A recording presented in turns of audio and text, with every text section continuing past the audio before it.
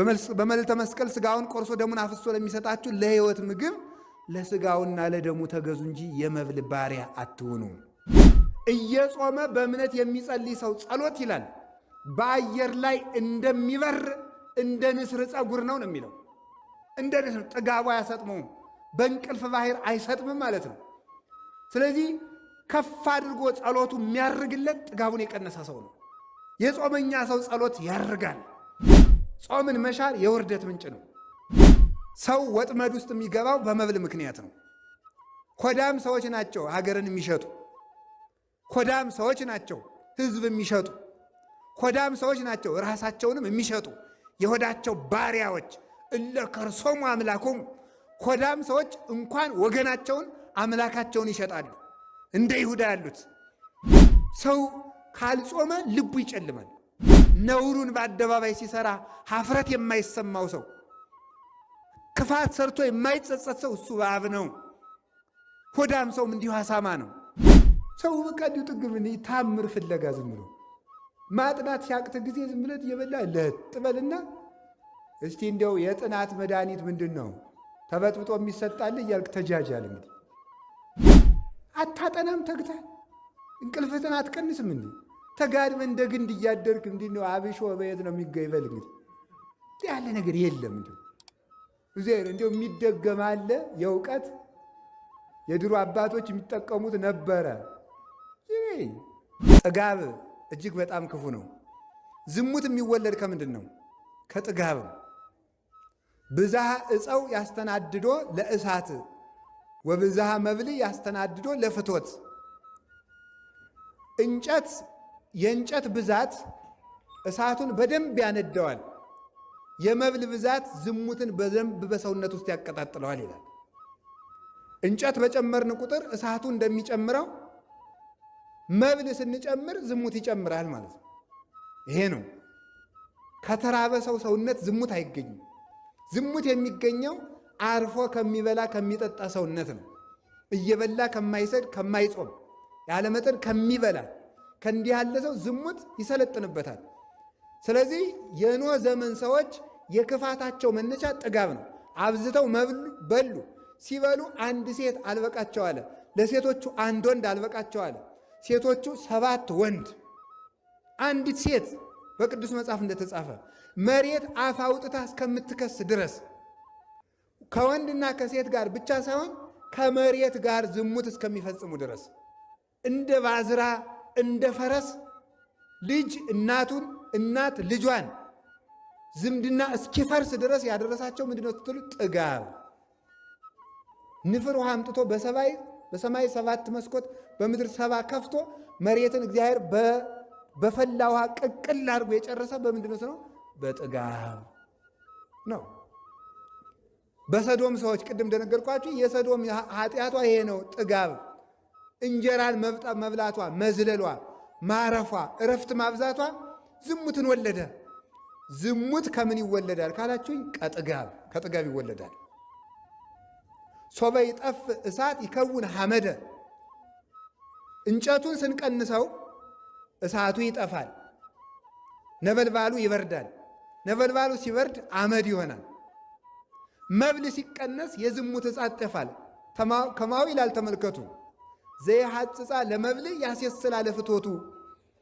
መብልን የሚቀንስ ሰው እሳቱን ማጥፋት የፈለገ ሰው እንጨት መቀነስ እንዳለበት የዝሙት ኃጢአት የተቆጣጠረው ሰው መብል ካልቀነሰ ዝሙቱ አይጠፋለትም ማለት። ዝሙት የሚጠፋው በምንድን ነው? መብልን በመቀነስ ነው። ይህንን የሚናገረው። ስለዚህ የዝሙት መነሻው ጥጋብ ነው። ጥጋበኛ ሰው ከዝሙት መዳን አይችልም። ዓለምም የሚጠፋው በዝሙት ነው። ሶምሶንን ያህል ሰው ምስጢር ያወጣ በምን ይመስላችኋል? ጥጋብ ነው። ሚስቱ አይደለችም ዘማዊቱ ደሊላ ብትለምነው ብታባብለው እምቢ ያለው ሶምሶን አብልታ አጠገበችው፣ አጠጥታ አረካችው፣ ምስጢሩን አወጣለት። ምስጢር የወጣ የሶምሶን ጸጋ የተገፈፈው በጥጋብ ነው። ቅዱስ ዳዊት የወንድ ሚስት የቀማው በምንድን ነው? በጥጋብ ነው። ነፍስ ያስገደለ በምንድን ነው? ሚስቲቱን መቀማቱ ሳያንሰው ባሏን ያስገደለው በጥጋብ በልቶ ጠጥቶ በሰገነት ላይ ሲመላለስ ረፍት ውሎ በልቶ ጠጥቶ በሰገነት ላይ ሲመላለስ የሴት አካል አየ፣ በሐፀ ዝሙት ተነደፈ፣ ወደቀ። በአንድ ጊዜ 3 ኃጢአት ሰራ። አታመንዝርን ፈጸመ፣ ኢትሁር ሀበ ብእሲተ ብእሲ የባልንጀራህን ሚስት አትመኝን አፈረሰ። መጨረሻ ላይ ኢትቅትል አትግደልን አፈረሰና ባሏን አስገደለ። ስለዚህ ይሄ ሁሉም እየተፈጸመው ምንድነው ስትሉ በጥጋብ ዳዊትን ያህል ነቢይ ያሰናከለ ጥጋብ ነው። ሶምሶንን ያህል ጀግና ያሰናከለ ናዝራዊ ፍጹሙን ድንግል ያሰናከለው ምንድን ነው? ጥጋብ ነው። የወይን ብዛት ነው። የመብል ብዛት ነው። ስለዚህ የዝሙት መነሻው ጥጋብ ነው። ጥጋብ ደግሞ ዝሙትን ይወልዳል። ዝሙት ሀገር ያጠፋል። እግዚአብሔር በሀገር ማት የሚያዝበት ዝሙት ሲበዛ ነው። ይሁልኝ ስሙልኝ፣ በሀገር ጦርነት፣ ረሃብ፣ ድርቅ የሚበዛው ጥጋብ ሲበዛ ነው። ጥጋብ ዝሙትን ሲወልድ ነው። ዛሬ ዝምድና የሚያከብራለን 7 ትውልድ ቆጥሮ የሚጋባ ማን አለ? 3 ቤት ይጋባል፣ 4 ቤት ይጋባል። እንዴት ነው እስቲ በየሀገሩ ከኢትዮጵያ ውጭም ወጣችሁ ስታዩ ሰው አክስቱን ማግባት ይቻላል እየተባለ ኢትዮጵያ ውስጥም ይፈቀድ ተብሎ ሰላማዊ ሰልፍ ተወጥቶ ነበር። ሰው እናቱን የሚያገባባት ሀገር አለች ዛሬ በዓለም ላይ። እናት ልጇን ማግባት የምትችልበት ሀገር ዛሬ አለች በዓለም ላይ አውሮፓ ውስጥ። እነዚህ ሁሉ ግን የተፈጠሩ ከምን ነው? ከጥጋብ ነው። ጾም የለማ። ጾም ስለሌለ ፈረንጆቹ እናቴን እንዳገባ ፍቀዱልኝ አለ። አባት ልጄን እንዳገባት ፍቀዱልኝ አለ። እናት ልጄን እንዳገባው ፍቀዱልኝ አለች። ምን ጥጋብ! 365 ቀን መብል ነዋ። ጥጋብ ነው ግብረ ሰዶምን የወለደው። አውሮፓውያንና ሌሎቹ አሜሪካውያን ሲጠፉ ምን በማለት ነው የጀመሩ? ጾም ይቅርብን ብሎ ማርቲን ሉተር ጾም ይቅር ብሎ ጀመር አይደለም? እንደምታውቁት እንዲያው ሳቅ ሳቅ የሚል ቃል ልንገራችሁ። ዝም ብለው የጅል ቃላል ቁርስም እንደሚባል በእንግሊዝኛ ብሬክ ፋስት አይደለም። ፋስቲንግ ምንድን ነው? ጾም። ብሬክ መስበር፣ ብሬክ ፋስት ጾምን መስበር ወይም መሻር ማለት ነው። ስለዚህ እንደዚህ አድርገው ጀመሩ። ጾም ቀረ። ሲቀር ምን አለ ተመልከቱ። ከዚያ በኋላ ከትዳር ወጥተው 5 6 ማግባት እንዲፈቀድላቸው መንግስትን በህገ መንግስት እንዲያካትት ጠየቁ። ቀጠሉ። የተመሳሳይ ጾታ ጋብቻ ይፈቀድልናል። ይህ ሁሉ የወለደው ምንድን ነው? ጥጋብ። 24 ሰዓት የሚበሉ ፈረንጆች ይህንን ወለዱ ማለት ነው። ጥጋብ ይህንን ሁሉ ነገር አምጥቷል። ሌላ ጥጋብ ምን ያመጣል? ጥጋብ ልብን ያጨልማል። መብል ሲበዛ ልብ ይጨልማል። ደመና ጽባህ ይሴውሮ ለስርቀተ ፀሐይ። የማለዳ ደመና የፀሐይን ብርሃን ወይም ደግሞ የፀሐይን ጨረር ወይም የፀሐይን መውጣት ይጋርዳል። ብዝሃ መብል ይገለወ ለልቡና። መብል ማብዛትም ልቡናን ያጨልማል ይላል። ቅጥነተ ህሊና ይጠፋል። ሰው አጥንቶ የማይዝበት ምክንያት፣ ቃለ እግዚአብሔር በልቡ የማያድርበት ምክንያት፣ ዕውቀትን መጻሕፍትን አንብቦ የማይረዳበት ምክንያት መብል ስለሚያበዛ ነው። በዓለም ላይ ዕውቀትን የመሰብሰብ አቅም ያላቸው ሰዎች ጾመኛ ሰዎች ናቸው። ሆዳም ሰዎች ማጥናት አይችሉም፣ መረዳት አይችሉም፣ ተነግረው ማዳመጥ አይችሉም። ልበ ቀላሎች ናቸው። ልበ ቀላሎች ከበድ ያለ ነገር ሲመጣ እንቅልፋቸውን የሚተኙ ማለት ነው። ድፍንም ያደረጋቸው። አሁን እዚያውን ከበድ ያለ ነገር ብጀምር ሁሉም ሰው ለጠቅ ምስጢረ ሥላሴ ሲባል ምስጢረ ሥጋዌ ሲጀመር ለጥ እንዲው ታሪኳ ስትመጣ ያችን ባይሆን ትሰማላችሁ አይደለም? ቀለል ቀለል ያለች ትምህርት ስትሆን ያችን መስማታችሁ እግዚአብሔር የተመሰገነ ይሁን። አሜን በሉ እንጂ ሌላው ላይ እንቅልፍ ነው። ለምንድን ነው መመርመር ያቃተን? አሁን እኮ የሚገርማችሁ እኮ ሰው እያመሰገነ መስሎ ቢረግመን ራሱ አንሰማውም። ሰው እኮ አይሰማም። አሁን ይንቀልህ ቢሉት ራሱ የሚሰማ አይመስለኝም። አይመረምርም። ቅጥነተ ህሊናው ይውላችሁ ሲበላ ሆዱ ወፍራም ስለሆነ አይምሮውም ወፍራም ነው፣ ቀጭን አይደለም። አይሰማም። መመርመር አይቻለውም። ረቂቅ ነገር አይረዳውም፣ አይጠጋውም እያልኳችሁ አይሆንም። ሰው ካልጾመ ልቡ ይጨልማል። ልቡ ይጨልማል። ስለዚህ ምንድነው የሚለው መሰላችሁ? ይሄ ምንድነው የሚባለው? የጎሰቆለ ወይም ትቢያ የመላበት መስታወት ይሬስዮ ለገጸ ብሲ ድሙነ ይላል ወግሪስ። ይኸውላችሁ ምን ማለት ነው መሰላችሁ? ይሄ ትቢያ የመላበት መስታወት የቀዩን ሰው ፊትም እንኳን ቢሆን ጥቁር ያደርገዋል ይላል። ተመልከቱ፣ ጥቁር ነው የሚያደርገው። ልክ እንደዚህ ሁሉ ብዝሃ መብል ያጸልሞ ለልቡና፣ መብል ማብዛትም እንደዚህ አድርጎ ልብን ያጨልመዋል ይላል።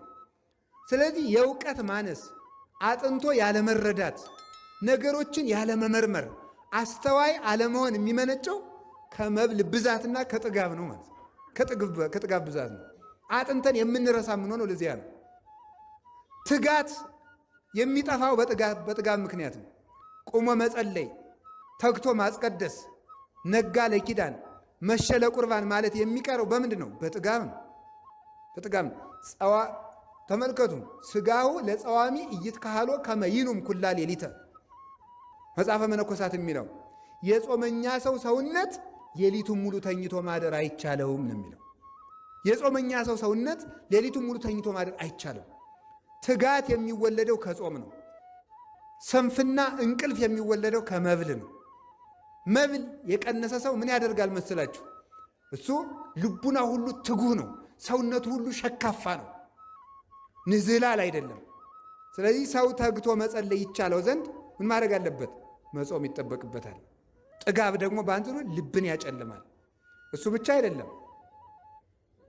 ምድረ ሆፃ ይላል ተመልከቱ። ያበቁል አስዋከ፣ ጭንጫ መሬት እሾህ ያበቅላል። ተመልከቱ። ልቡናው ለስሱ ይላል ተመልከቱ። የስስታም ሰው ልቡናም ክፋትን ያበቅላል ይላል።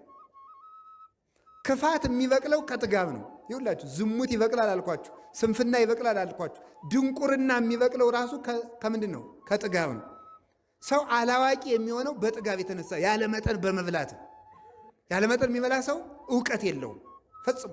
አንድ ዛሬም በሕይወተ ሥጋ ያሉ አንድ ሊቀ ጳጳስ አሉ፣ በረከታቸው ይድረሰን።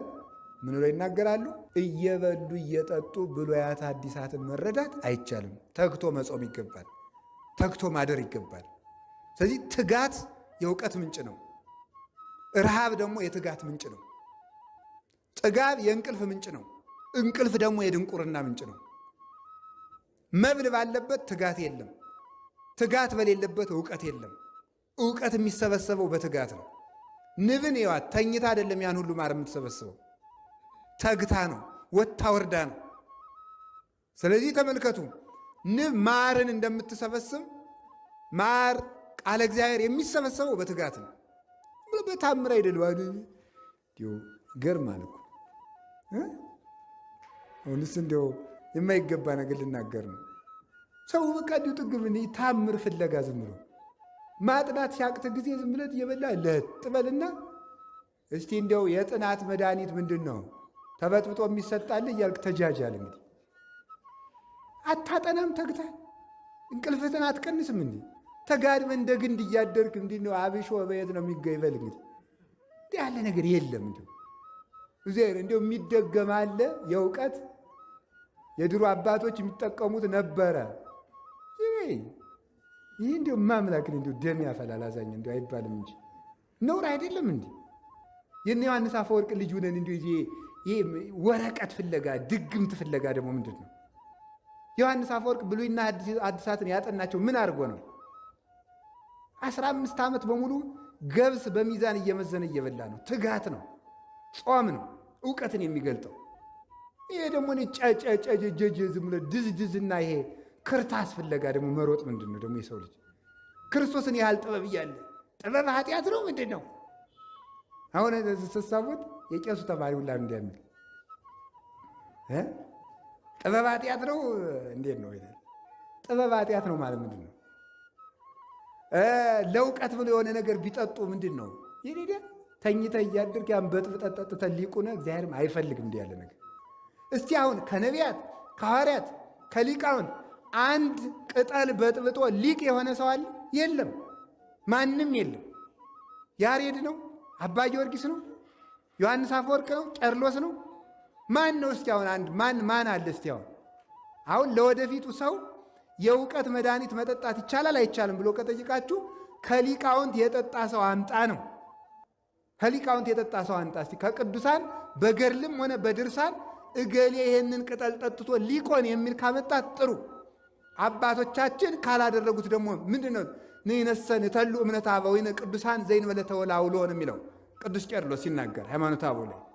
እኛ አባቶቻችን ጎዳና ያለ ጥርጥር ሃይማኖታቸውን ከነስራቸው ነው የምንከተላቸው። ይሄ ነውና ሰው ለምንድን ነው አዋቂ የማይሆነው ካላችሁ፣ ድንቁርና የሚወለደው ከስንፍና ነው። ስንፍና የሚወለደው ከጥጋብ ነው ማለት ነው። ጥጋብ ልብን ያጨልማል። ጥጋብ የውርደት ምንጭ ነው። ጾምን መሻር የውርደት ምንጭ ነው። ጸሎቱ ለዘይጸጉም በአሚን ይከውን። ተመልከቱ፣ ከመጸጉረ ንስር ዘይሰርር መልዕልተ አየር ይላል ሲናገር። አምኖ የሚጸልይ ሰው ጸሎቱ ለዘይጸውም በአሚን እየጾመ በእምነት የሚጸልይ ሰው ጸሎት ይላል በአየር ላይ እንደሚበር እንደ ንስር ጸጉር ነው የሚለው። እንደ ንስር ጥጋቡ አያሰጥመውም፣ በእንቅልፍ ባህር አይሰጥምም ማለት ነው። ስለዚህ ከፍ አድርጎ ጸሎቱ የሚያርግለት ጥጋቡን የቀነሰ ሰው ነው። የጾመኛ ሰው ጸሎት ያርጋል። እሱን ነው የሚናገረው። ወጽጋብሰ ያወርድ ታሕተ፣ ጥጋብ ግን ወደ ታች ያወርደዋል። አዳምን ወደ ታች ያወረደው ምን እንደሆነ ልንገራችሁ፣ መብል ነው። የአዳም ልልናው ምን ነበረ? ጾም።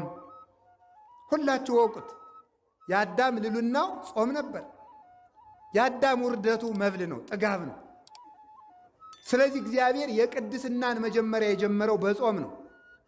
ውርደት የተጀመረ በመብል ነው።